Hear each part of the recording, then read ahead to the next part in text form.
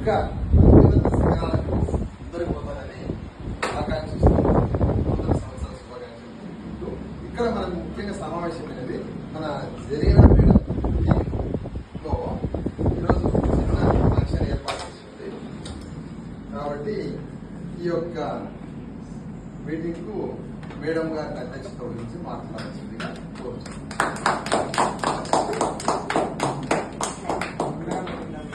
Sir introduction ఇచ్చినాము.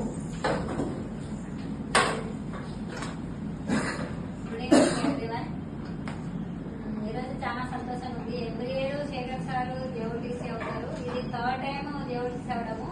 Sir hearty congratulation.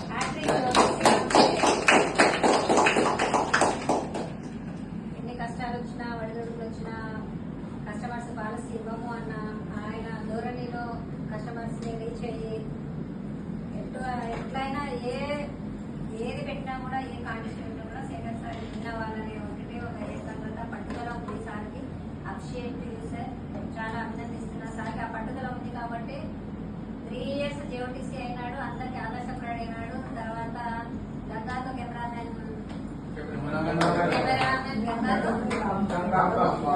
Rambabu